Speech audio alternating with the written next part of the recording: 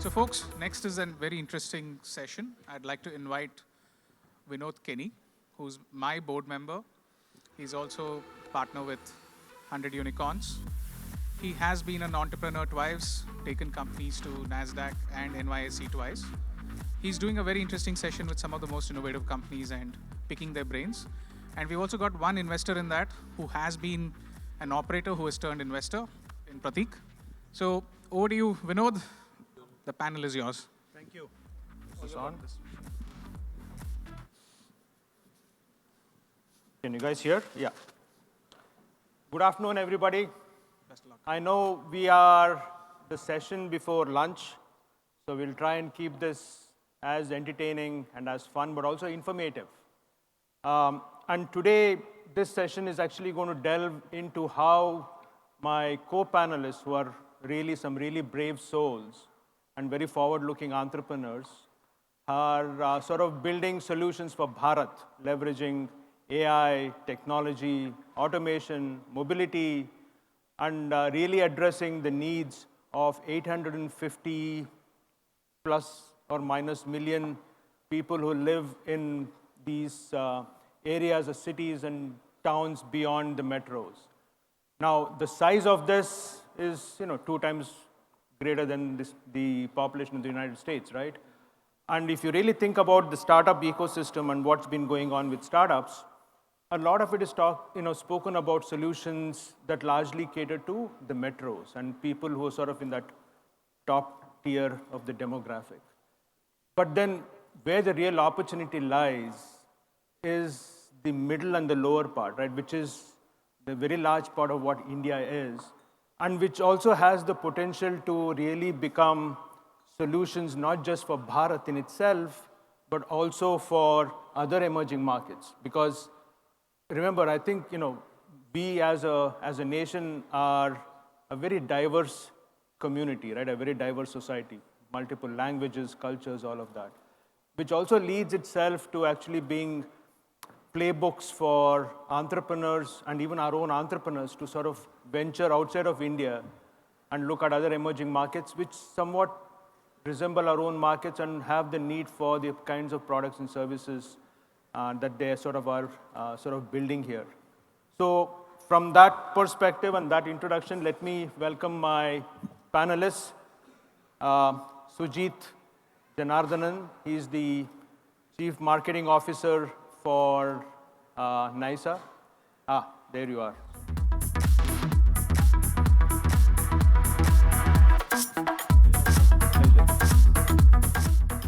The next I want to call is Manish Gupta. Manish is the co-founder and CEO of Rezo.ai. I now have 2 fascinating ladies on the panel. Sarika Shetty, who is the co-founder and CEO of RentenPe.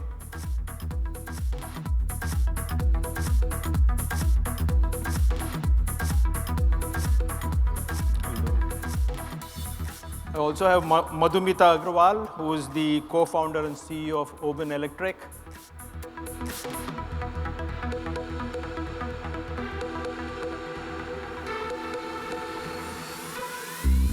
Now, any panel like this would not be complete without a VC, right? And you want the VC, the investor perspective, because they are the guys with the money. So the man with the money who's writing checks freely in case you guys really need to raise capital is Pratekk Agarwaal, who's the founder and general partner of GrowthCap Ventures, a dear friend. And we'll get his perspective on how the markets are and where he's investing money. So without further ado, let me get started with you guys, a short introduction. What I want is a fast elevator introduction, not a slow elevator. So 30 seconds, if you guys can, awesome. Introduce yourselves and talk about the companies that you are all Thank you, very Vinod. boldly brave. It's a pleasure. Sujit here, I represent Neysa. We are an AI cloud platform provider. Our primary mission is, can we find the perfect happy place or home for every single AI solution being built in this particular country? Oh, that was pretty quick. So I'll try and kind of try and kind of match the competition. So hi, I'm Manish. I'm the co-founder and CEO of Rezo. Rezo is an omni-channel agentic AI platform that kind of helps large enterprises automate the interactions, the reach outs to the masses, and especially, Bharat, where what's the kind of topic today. So would love to talk about more. Hi, everyone. Thank you, Ty, for this opportunity given to me. I'm Sarika Shetty, the co-founder and CEO of RentenPe. We are building India's first rent credit score and, of course, our proprietary residence card, which gives verification or an identity to all tenants. I think I don't want to go back into my history because this is to be kept short. No, please, Yeah. please. If it sort of has relevance, you should definitely bring that So up. basically, I belong to the automotive sector. I have spent almost 2 decades in the automobile industry, having worked with brands like Ford and Volkswagen. And my last stint was with BMW, where I put more than 4,000 crore worth of automobiles, BMWs, in the Mumbai road. And, typically having worked with such high-profile businesses, entrepreneurship was, I think, everyone's kida at one point of time. And there was a real-life problem that I was facing, and that is when I took this vision to my then boss, Mr. Sharat Kachalia, who is here with me. And he owns a lot of dealerships like Ferrari and Rolls-Royce and Range Rover, etc. And he actually saw a point, on the pain that I was facing. And he said that, Sarika, let's form a company. You start building the tech and let us see how we can take this forward. And that is where we gave birth to RentenPe. And I'd like to talk a lot more about RentenPe going forward. Great, Thank you. Sarika. Thank you. Hello everyone, I am Madhumita Agarwal. I am founder and CEO of Oben Electric. We are basically an electric motorcycle manufacturing company. So I've been a serial entrepreneur, but first generation entrepreneur in the automotive space. And what we are solving is India is world's largest motorcycle market, and that's what we are solving through our technology. So we are an R&D driven organization because it's a new industry, right? The entire stack and everything it's very new. So we not just design our own product, we also design, develop, and manufacture the critical components also. And that's what we are building for Bharat, and also designing, developing, manufacturing in India, but for global, yeah. Thank you. Thanks, Vinod, for such a good, Look, introduction. we're all in the same ecosystem, right? I'm not Yeah. writing checks, you are. That's the reason why. So we are covering the founders, right? So my name is Pratekk Agarwaal. I spent close to 25 years in the industry. I'm an industry hopper, from telecom industry to financial services to agri-tech. And last, the celebrated role, so-called, was BharatPe. Right, as Chief Business Officer.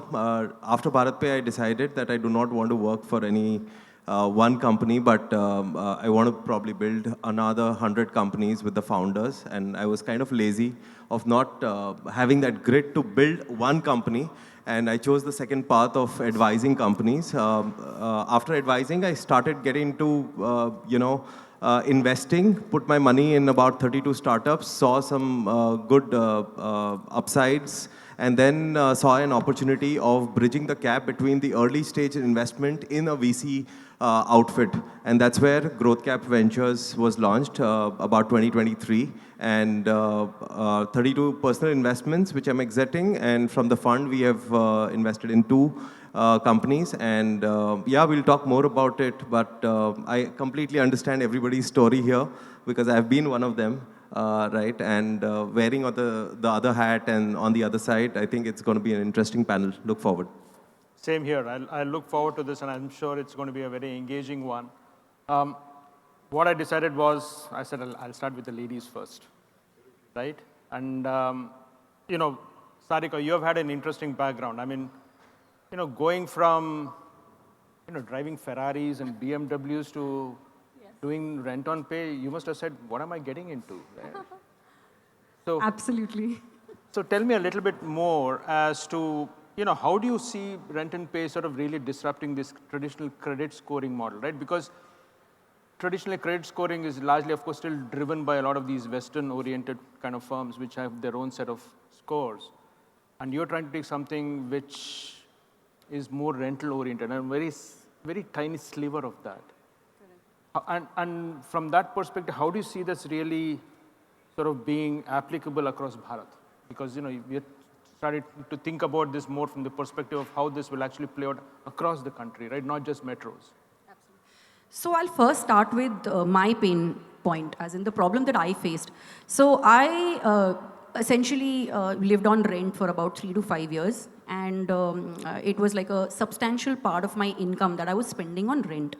Okay, and one fine day I decided that the Vastu was feeling perfect for me, and I wanted to own that house that I was living on rent in. So I went to the bank and I thought, let me apply for a home loan. Okay, and my home loan got rejected. So having had a profile doesn't really work all the time. Okay, when I asked the reason why it was rejected, I was said that, you are over-leveraged. Did you tell them that you were sort of working with the BMWs and Yeah, the Ferraris? I was driving. Yes, I was driving that should have BMW sort at of that given point. them comfort, right? It did not. To be very honest, even that did not. Even the fact that I was having couple of loans for cars, a couple of loans for houses, that also did not. So basically, they said that I had an overexposure to credit. And that's when I said that I'm paying a substantial amount. My rent at that point of time was about 3.5-4 lakh of rupees. And I said, this rent will convert into an EMI. It's as simple as that. So if I'm able to pay rent over the last 3 years, I will certainly be able to, manage the same in terms of EMI, even lower for that matter, because the EMIs were much lower at that time. But they said that rent is not one of the parameters that is considered in the as a parameter while lending. So banking was not considering rent, and that became like a place where I started thinking out loud that if I have a sound profile like this, what about the rest of the Bharat, who doesn't even have access to loans, who don't have access to credit cards, who cannot build a credit score? So the biggest misconception that we came across while building this business was that rent payments are never considered as a part of building your credit worthiness journey by any of the traditional credit rating bureaus. And that is what triggered, And I said, okay, I need to build RentenPe. I need to empower every rental payment going forward, and this rent payment should get counted into the credit rating system. What it brings to the table is, A, for the tenant, it means, getting credibility out of your regular rent payments. Rent payment consists to about, like I said, 30 to 40% of a person's income. When that is your biggest spend, and you're spending this regularly on monthly basis, why is it being ignored? So I'm giving that credibility to rent, and I'm saying that every tenant with a high credit score will be able to access to, short-term loans, home loans, or even a better rental deal by the landlords.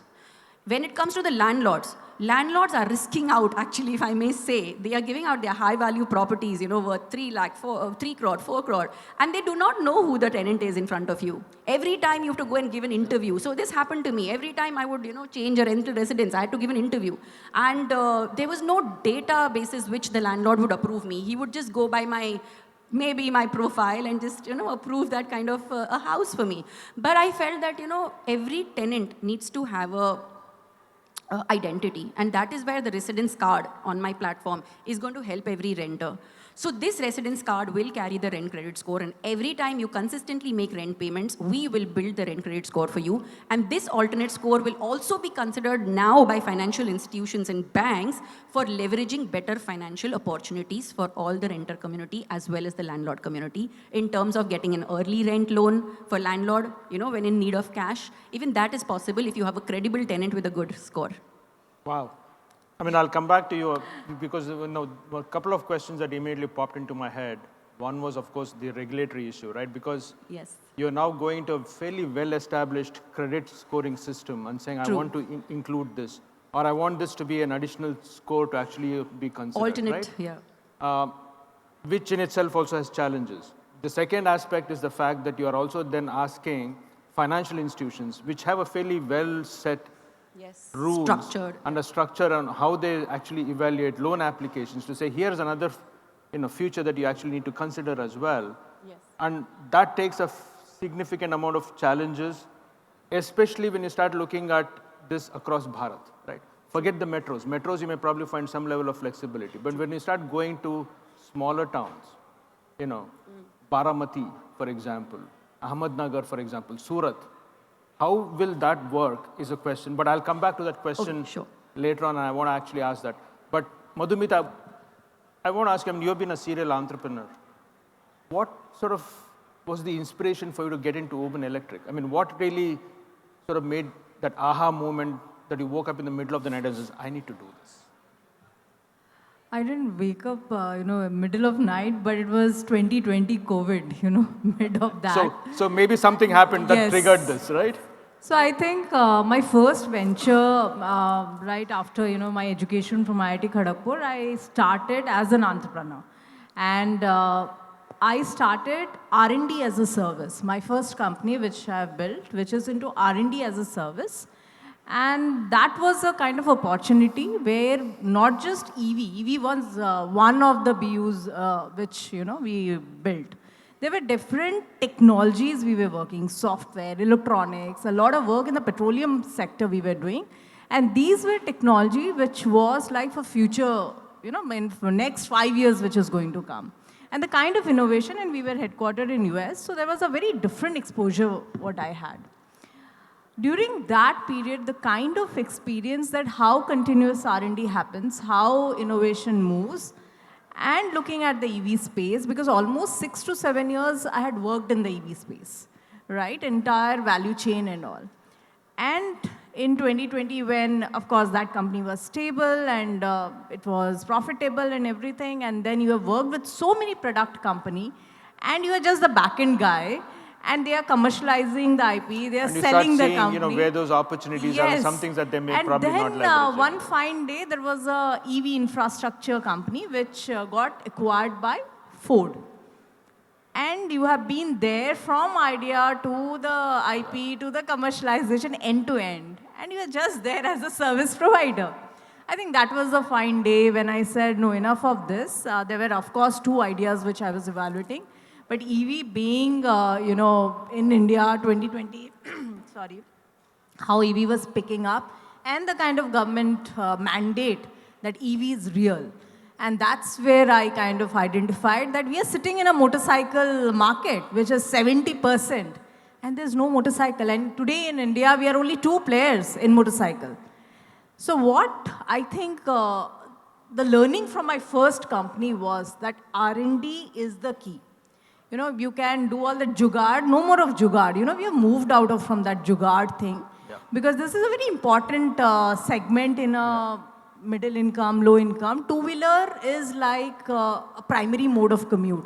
It is not for those I'm talking about. We are into commuter segment, performance, high performance vehicles like equivalents to Bajaj Pulsar, 0 to 43 seconds kind of.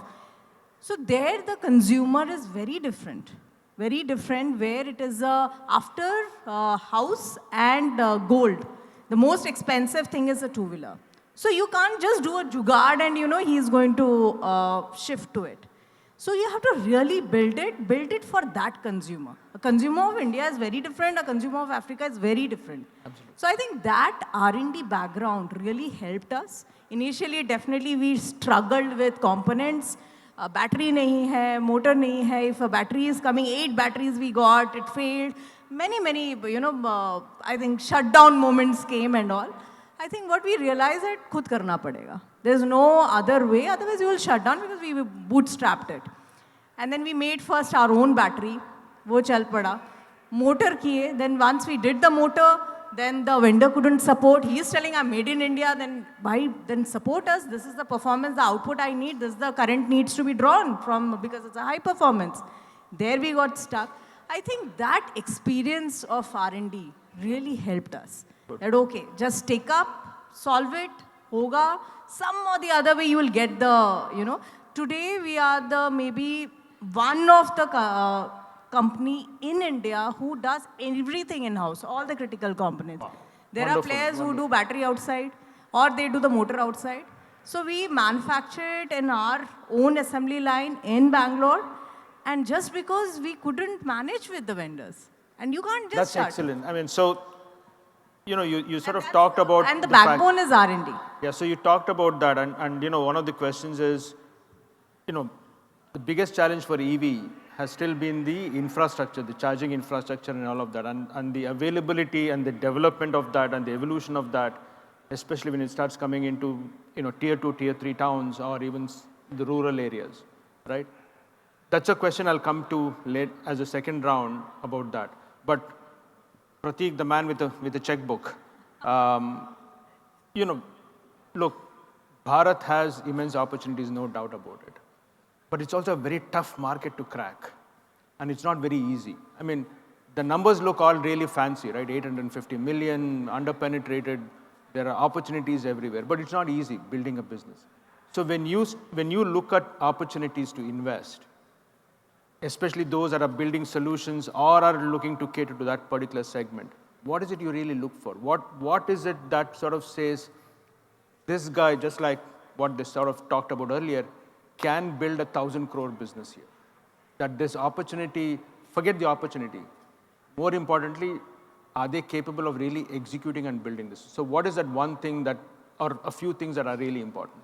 I think the few things of building for Bharat is that 2025 is very, very different than the storyline which was pitched in 2020 or earlier than that, right? Everybody looked at Bharat mein kitne log hain, and what is the TAM and all of those things, right? But eventually people did not, people just assumed that all those people who are going to download your app, use your service for the first time when you're giving freebies, right? They will increase your, first time downloads. But are these the guys who are going to support you in the 5th year when your revenues will come into play? So I think, and first thing is founder credibility, capability, and education background. Whether he does understand the roads, he understands the people, he understands the mindset, he understands the, the entire persona of the Bharat. So I think a lot of learnings have come over last 5 years where people wanted to go to Bharat, but they didn't know what exactly Bharat is all about, right? And they spent all the VC money to get the top line and the traction and all of those things, right? In terms of numbers, not in terms of revenues, right? But when it came to monetization and the business had to deliver some returns, right?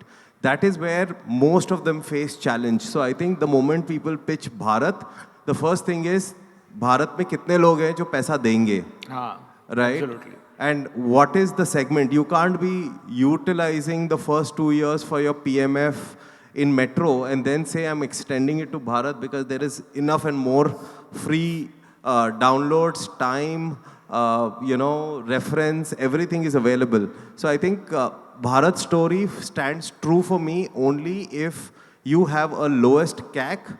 The guy doesn't come for freebie. He is ready to pay that, and you should have the mindset and your captable influencers, which are typically your investors, who are going to write larger checks to fund these initial traction. Do they understand all of these things? I think so. There is not one parameter. There are multiple parameters which actually get you. And the best part is everybody who's talking about Bharat has not lived in Bharat. He's not spent time. He comes with an impact background with probably INSEADs of the world and Oxfords of the world, right? And you can quote me on it. Okay, but I think there is a large story. There is massive opportunity. But you have to really find the moat. You have to find what the consumer wants and put your penny there where you see early traction, early results, and which can be replicated because everything is easily available now thanks to media, thanks to everything around. Money is again available, but you need to show traction. Again, 2020 versus 2025. What is the pilot? What is the PMF? I don't need the top line numbers of kitne log use kar rahe hain. I need kitne log pay karne ke liye ready hain. So that's pretty much it. Great. No, I agree. I mean, see, it's a different set of lens when you actually look at, people are building for Bharat, right? Because we are a very value-driven society, one. And two, we are not homogeneous, right? And the way people think, let's say in West Bengal, is going to be very different from the way people think in Maharashtra, right? So a lot of those have to be taken into consideration, which is not a very easy way to try and build solutions. So, which comes back to the question that I wanted to ask you, Manish. I just want to add one more thing, when you said the last thing, right? It's also about when we see a lot of talk shows, it's like, oh, 40 million views, 10 million views, 15 million views. How many people have bought among those, right? Absolutely. Because we are all sitting, I mean, 5 people in the room, family is sitting, and they're just browsing on Instagram and looking at great content. But how many people click? So वो 40-50 million view actually आपके लिए क्या है? दिन में एक आदमी के लिए at least 500 impressions he creates, which is adding to those 10 million views. So I think it has to move to monetization, which eventually will Absolutely. get you the next round. Bottom line is, end of the day, are you bringing cash in? That's what matters. So, Manish, I know you leverage AI to automate contact center operations. How do you sort of leverage that, and your solutions are being leveraged to look at some of the traditional sectors like financial services or even insurance or whatever else for addressing the needs within these tier 2, tier 3 towns, or the larger Bharat as we sort of call it, right? Because it's very different from the needs, or at least from whatever they're looking at. And how is AI actually going to be able to leverage it? Because if you're able to crack that for Bharat, then that's a fairly big, in my opinion, a fairly big solution or a big advantage that you have. And I think, Neysa is probably going to be very happy to see how they can collaborate with people like you. And they probably do. Yes, we just got introduced like an hour back, and I think the cards have already been exchanged. Let me give a little background. So, I come from a tech background. Prior to starting Rezo, I was working as a CTO for one of the leading SaaS companies. And as part of my job, my responsibilities, what I was given a challenge was that there was a certain manual workflow which was being done, and it was always a human resource problem, resource crunch. And that was becoming a bottleneck for the growth of the company. So I was given a challenge which was unsolved for almost 12 years, that how do we kind of let go of this constraint, or how do we kind of improve the efficiency? Fortunately, I was able to solve it in a matter of 3 months, and the efficiency uptake that I got was almost 30x. What that kind of gave me a sense was, because that particular workflow or that use case was like manually to be done. And what I realized was, as part of the conversations with my peers, my friends, my network, that anything which is unstructured in the industry, the only way enterprises know is throw people at the problem. And hence it becomes a bottleneck for most of the enterprises. And with the convergence of AI, with the convergence of cloud, and obviously the costs kind of coming under the control, that's where I realized that's the opportunity, and I jumped the bandwagon and started Rezo. To begin with, obviously it was toiling with unstructured data, how to kind of get it structured. And with time, what I realized was call center is the largest use case of this particular situation. So, one thing led to another, 6-7 years fast forward. Today, we are a team of 150 people. We have just raised a seed round like 4 years back. We are profitable. We do around 40 lakh calls in a day, and that is only India. We are trying to kind of go beyond. So as part of my growth kind of things, do talk to the current clients, new clients, as to what are they looking at, why are they looking at. So some very interesting data points that came out. So one is our current utilization.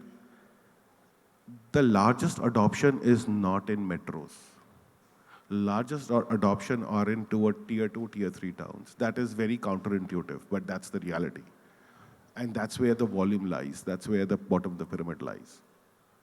Then kind of deep diving into it, and Prateek, to your point, what I realized was, let's say a certain journey which used to cost 100 rupees with the conventional call centers used to cost maybe 30 rupees with our solution. So suddenly, the gap of this 70 rupees The CAC, which was earlier at 100, is now at 30. And this enables, unlocks that bottom of the pyramid, that Bharat, something which will enable a lot of companies, a lot of startups, a lot of enterprises to start, approaching that customer base. So unit economics suddenly makes much more sense. And that is what a lot of enterprises have started seeing. So this is like one of the benefits. There are obviously a lot of the benefits. So it's like obviously scale, unit economics and everything. But yes, that's where Bharat is getting unlocked with a... But I understand that, and I know, costs go down substantially. But then building that up, the initial investment that goes into is fairly substantial, right? In a country like ours, where I'll be honest, most of our investors, or most of us as investors, are not necessarily the risk-taking kind of people, right? Very few of us are. We tend to be followers rather than trailblazers.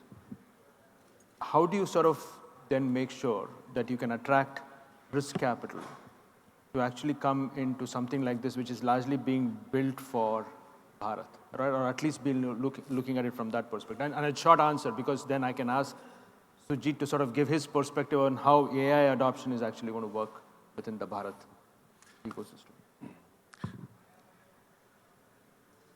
I might be a little biased, but let me try and tell my side of the story. My belief is too much of access of capital ruins the thoughts. Too much of access of capital kind of brings down the plan. You are hitting on my business, on his No, business. so that's what I'm saying. So because till date, we have raised only a seed round of 2 crores. And No, hats off. See, capital efficiency is what we all look for, so right? Yeah. it's like, desperation leads to innovation. This game is all about how do you get the growth hacks? How do you get the right customer? How do you kind of look at how to get, what are the unit economics? So game is all about that. So capital is important, growth capital is important, but using it in the right way actually ensures the right journey and also the right growth for investors as well.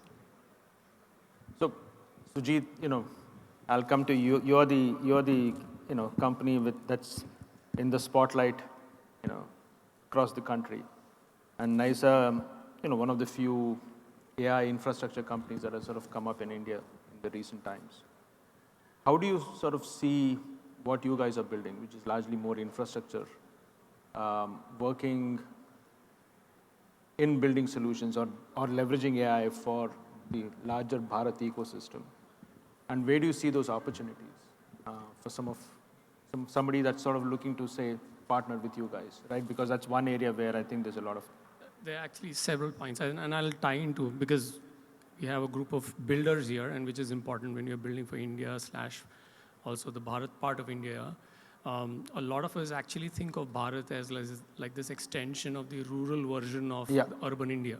Yeah. It's not. Unfortunately, it's not. So especially when you're building, and I'm going to give a technology perspective because I represent the technology domain. When you're building tech for this part of India, the important part is that you'll have to completely rethink how you build the tech stack, how do you think of the distribution of that technology, how do you think of the scaling of that technology, all of those pieces. And that's where some of the aspects that were touched upon, right? Unit economics, understanding what is the value being driven for the user, all of those are important considerations.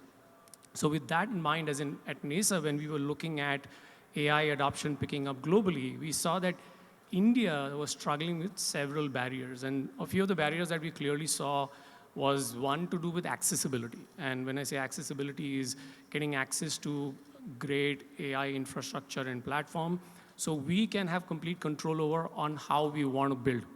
Unfortunately, most of the accessibility of technology that we had in India was hyperscaler, global tech platforms built with a US first mindset. And we were extending the same to organizations and indirectly consumers in this country, which meant that that itself was a starting barrier of a few things, right? Point number one is the context in which a lot of those technologies were built, including unit economics, the control and granularity and transparency across the layers.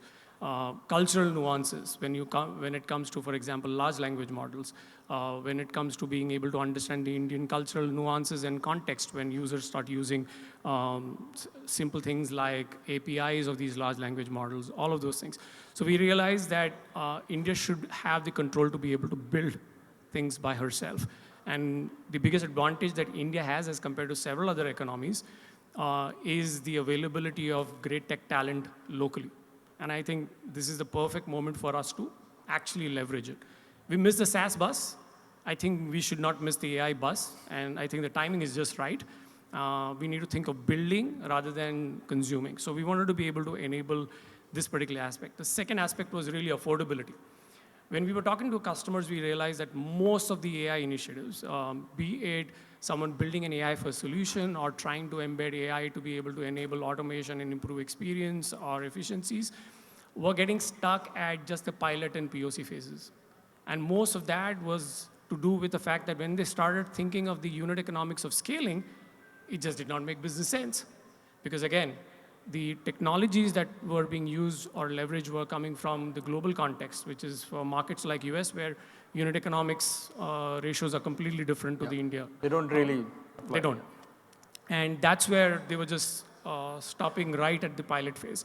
And we realized that we need to be able to innovate and build something grounds up with the India context in mind. So that was the second problem statement that we were solving. The third one was building AI and ML from scratch can be daunting. You need to be able to build the team, invest in it, etc.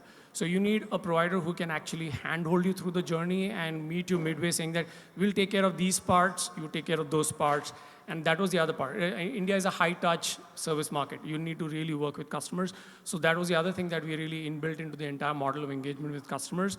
And I think this combination of being able to enable accessibility, affordability, and then having service and support available to them to help them navigate this journey as we all start building was going to be the right mix. And we've seen great success in just the last few months since we've been in the market.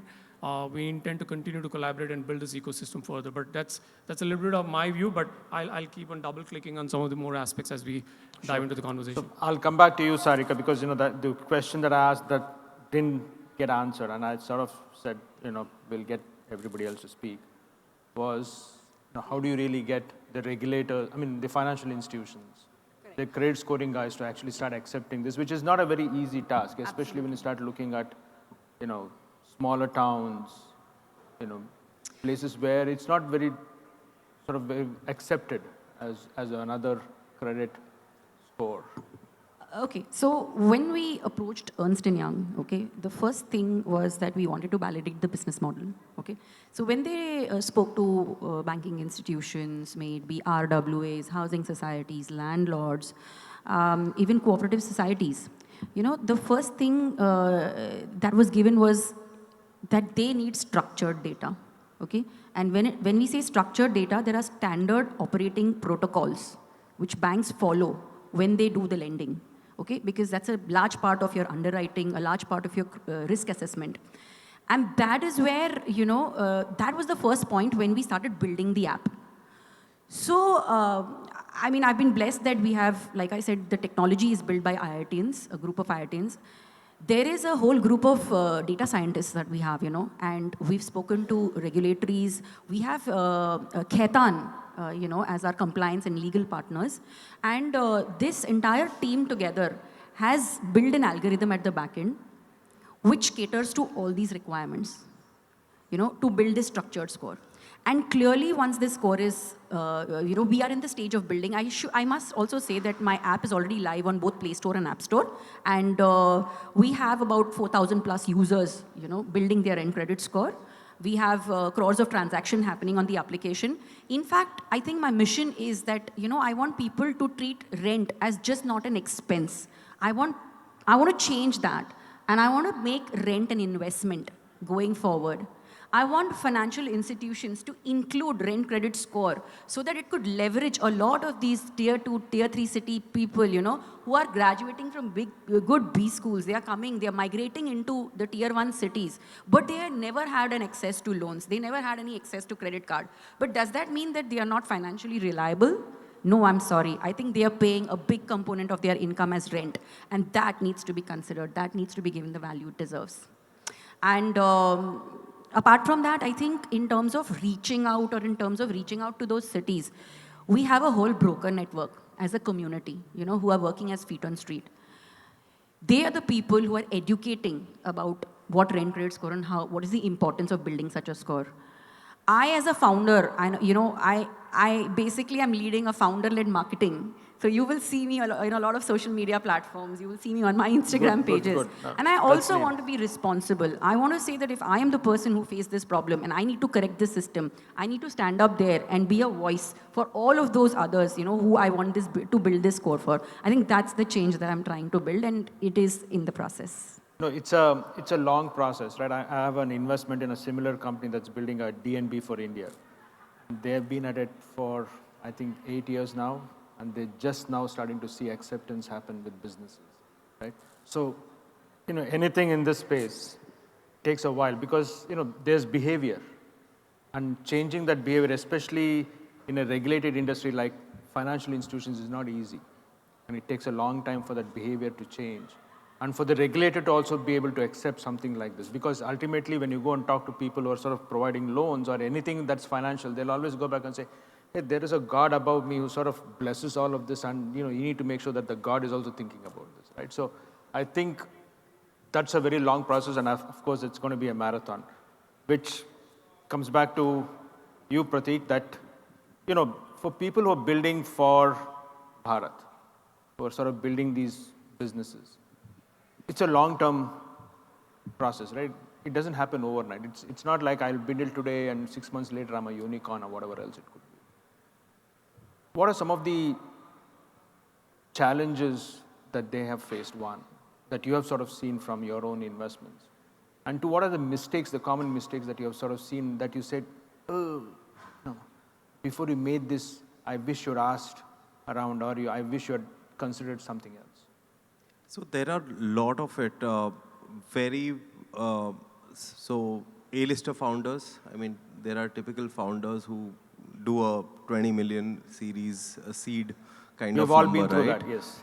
Yeah, 20 million seed and all of that. So they have the money, but they also have the vision that they have another 2 years to burn the money and do a PMF and, change the customer behavior. One rule is that anything which changes the customer's behavior will take at least 5 times the CAC which a normal guy would do. So the best part was, there's one company which was funded by SoftBank and multiple other companies, right? They spent about 2,000, 3,000 rupees per customer. And then when I joined BharatPe, right, we just stuck a 16 rupee QR code and converted all of them. So who is the good and who is the bad? The only thing is what is the time you want to enter such spaces, right? So I normally stay away from, because I'm a micro VC, I normally stay away from companies where I have to put money for sustainability, right? I would rather enter the company when people have created the market and the behavioral changes happened, and then I come with my incremental offering and then do it. In India, if you want to change, please do not enter with a couple of $1 million and start off, right? You'll be doing much better as a CXO or whatever you're doing right now. But if you want to really focus on changing the behavior, then start off with at least tens of millions of dollars, which is sustainable for you to change the behavior in a country like India. Right? And I think, again, founder market fit and all of those things. So this is pretty much the baseline of everything. Thank you. So, Madhumita, going from what he was talking about, costs, you have a motorcycle, which I think is somewhere around 90,000 or a lakh. And like I said, India is very value-driven, right? We try and extract blood out of stone if we can. So from that perspective, how do you balance this value expectation that the consumer has with the pricing that you actually also have? That's one. The second one, and in the interest of time, if we can keep that answer short, is what is really needed for EVs and for this whole EV mobility to really, really grow much more than what has happened so far? Because there has been, of course, a promise and there's a potential, and everybody has sort of seen that. But some of it that has really happened, the reality has not necessarily matched what the expectations were, right? So what is it that you think has to happen for that to actually change? So first of all, just to go to basics, why EV consumer, especially I'll restrict to two-wheelers, okay? Why that consumer is even at all shifting from ICE to EV? Because he is having a very good established ICE product, absolutely, right? Yeah. First, let's understand that customer. He or she is shifting to EV only for cost. I'll be very blunt about it. There's no sustainability angle. There is no any other fancy stuff. I don't think they think about sustainability. Exactly. So it is That's the last on the list. only factor is cost, right? Now let's look at how this product plays or this commodity plays in his life. It's a very vital, because every household has a two-wheeler, right? The life depends on it, and there is a middle income, low income group. So when you look at that, one is he will not compromise on anything. And especially a motorcycle buyer will not compromise on, he's a very stubborn consumer. Because I remember my dad when he bought CD100 Honda, it's red color and entire the society was like excited, oh, unke ghar lal color ki bike aayi hai. It's a matter, it really mattered to my dad, right? So that is my customer. He will not compromise on performance. He will not compromise on any of the aspects which a motorcycle can give. And everything you package it at that price. And that you will be only able to do it and achieve it only when you cook it inside. What I mean by that, you have to develop everything inside. That's where you will draw the the margins flows into native you. solution, as we call it. Yes, because it is a very, very customized solution which you are giving. Yeah. And this consumer is cost conscious, is also non-negotiating, right? And also the industry is very new, right? You can't expect maturity in the industry, tech side or that. That's the first. Second question of yours, that what will take EV, right, to kind of really take up? I think it has taken up very well. What I would say is... No, I know it's taken off, but how do you see, what makes sure that this continues to keep accelerating, right? Because there's a little bit of a fatigue also setting in. Correct. See, as if you see the EV industry, especially the two-wheeler segment, picked up how? We got, most of the China product coming and, stabilizing the market, lot of issue, regulatory. Again, automotive is highly regulated market. Even a change in the component goes for approval, right? So it's a highly regulated market. So government has taken that stand, made it very clear, you have to make it here. Safety is very important. You have to now, and I think that has also settled. Two things will work. One is you have to give a product which is equivalent or better than what he's riding. ICE, comparable or a better product. And you have to give in that price. And that will again come with, economies of scale. It will come with technology evolving. It will come with a lot of innovation, which has already, if you see the top 10, 20 players, it has settled now. So I think that is the thing. In two-wheelers, infrastructure or charging is not a problem. It is a four-wheeler problem. It's not a two-wheeler problem because this consumer is ready to, put a second floor, say, that extension cord and, charge it. That's my consumer because he is saving. And my dad is paying the electricity bill. I'm not paying it, right? He's very happy. And my father is also happy that, roz ka petrol ka chakkar nahi hai. That is the consumer. So we are solving for that. Perfect. Yeah. So I know we only have 50 seconds left, and I'm going to do the last question as a question that I'm going to ask all of you, and I want, 30-second answers. Two parts in the question. One is, what future trends, including AI, which is going to be, I think, disrupting all of us pretty significantly. What trends do you actually see will sort of be fairly significant in the way things get sort of developed for this larger ecosystem called Bharat? That's one, part of the question. The second one is, if there is somebody that's amongst all these entrepreneurs and people outside as well, who are thinking of now becoming entrepreneurs and just like you guys got inspired wanting to build solutions or products, what is that one piece of advice that you would give them? I think it's showing time's up. That's okay. I mean, as long as they don't start, yelling and screaming, we still have another couple of minutes. Please. Okay. So one message from my side for the budding entrepreneurs: this is not easy. It is as good as preparing for civil services. You have to know everything about this business. You have to know about customer support. You have to know about product. You have to know about all aspects of the business, investment, everything, cash flows. There are very important decisions one has to make. So you need to be agile. B, you need to be very persistent when you're building something. I think persistence is a key because there are so many regulations, there are so many customer behaviors which are constantly changing, and one has to be catching up to those trends. And I think trust, it's not just about building tech, it's about building trust in the tech, and that is what is going to take you a long way. So I think that is one advice that I'd like to give to the budding entrepreneurs. The second question you said is, what could be the future of innovation?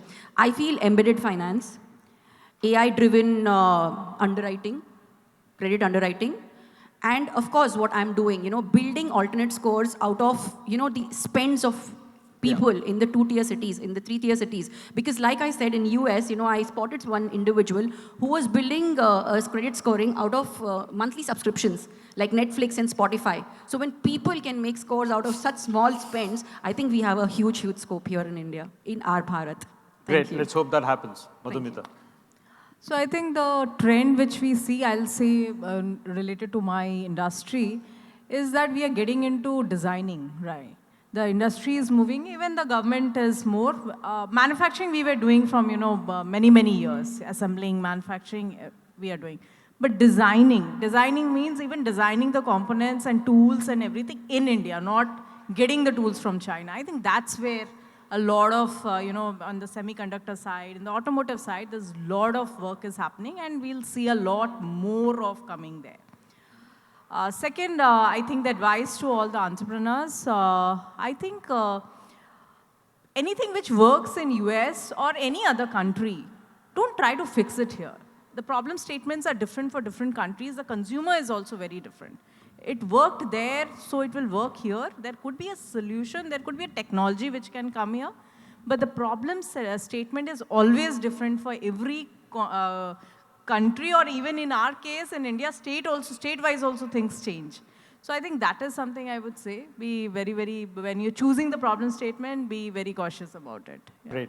Prateek. For me, I think AI is going to change everybody's business models in the next 2 years. Indians are very bad at R&D, right? We don't like to spend upfront for 5 years, 10 years and build an R&D. But the moment we see something somebody has built it, like OpenAI and all of that, suddenly batti jal jati hai, and we are all, finding a better way which people would have built in 5 years, we can build it in 1 year or 2 years, right? So everything is going to change, right? From EV to, self-drive cars and all of those things, call centers, AI, everything is going to change. We just need to catch up with the West in terms of how you can leverage those tools where we are still using manpower and lot of human time to do it. First is that. Second, what was the question? Sorry. Advice. Advice. I think what we are looking at, experienced founders as well as young founders, is they know it all. I think that is the biggest thing. Getting excited about your product and your company is great, but keep validating it every day with some of the advisors, some of the worst guys who can give you the bluntest feedbacks and the most raw feedback. Right? Be Veshram to reach out to anybody and talk it about. Don't feel bad about it, because there is always something which you are missing out because you are madly in love with your product and your startup. So I think the faster you get to that and you openly accept feedback, you'll be in much better position to realize the anomalies much ahead of time. Then you are shown, a roadblock later. Manish? So I think one of the biggest trend that we see is the customer experience automation. I mean, that space will go through a massive transformation. Historically, the entire focus has been to kind of solve it from 0 to 80. But with the AI coming in, the enterprises are moving that workforce laterally to solve it from 80 to 100. So that's a huge shift which will kind of improve the customer experience quality. That's one.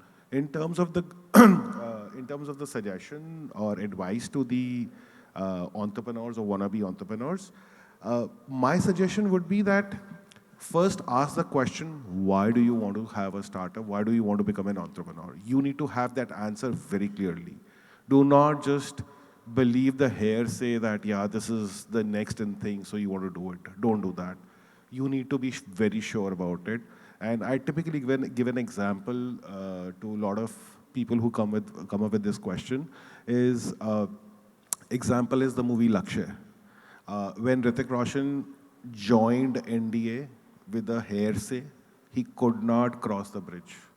But the moment he understood his passion, then it was a cakewalk. So you need to have that depth of understanding. And once you have that, then I think everything is a cakewalk. Wonderful. I think I also want to add one more thing, that, it's not about just having an idea. It's about executing that idea, which is very, very important. Sujit, you get the last word. Yeah, I'll also summarize as in, and I'll put it in context, right? As in, I keep on hearing this, that Bharat is not ready for adopting advanced technologies like AI. And I would say it's, in fact, the other way around. Bharat is desperate to adopt advanced technologies like AI because it makes adopting applications, be it a mobile application, a web application, etc., so much more intuitive for an end user. Especially because Bharat is used to interacting with technologies using voice. They love to see and consume information, content, and then that's how they build trust. And I think that's where AI can play such a great role. And with that context, as in the trend that I clearly see, and we believe that we would want to back at Neysa, is India and Bharat is going to see a surge and rise in voice-first solutions. And that's where building our own large language models that understands the cultural nuances, the ethics, etc., how we look at things, is going to be super important to build into our own models that we can then consume as a country. And I think that's where all of us have to think with a builders first mindset rather than a consumer first mindset. And my advice for anyone who's building a tech first or a tech enabled business would be, please go to the unit economics of how you're building and build for scale from day one. If you haven't thought that on day one, you will start facing friction as you start scaling, especially when you're trying to build for an economy and the population size of India. It is important that day one onwards that unit economics makes sense. And I think Prateek touched upon it at CAC, etc. Day one. It can't be a thought that you will pick up later. I think that is it. And we at Neysa are keen to collaborate with anyone who's thinking with this mindset, building their AI. Thank you. Thank you, Vinod. Thank you. And a big round of applause for the panelists. In the interest of time, I'm not going to have time for Q&A, but they're all available. I'm available. We are all here. So feel free to take your questions to them one-on-one. And I'm sure they'll be able to sort of answer them. So let's do a sort of a group photograph, and then we'll also present some mementos. Please, please, please, yeah, please come to the front.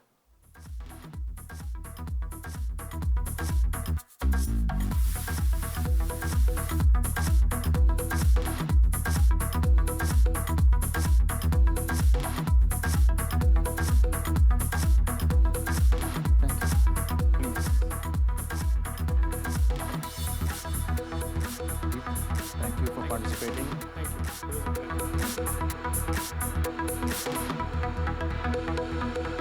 you.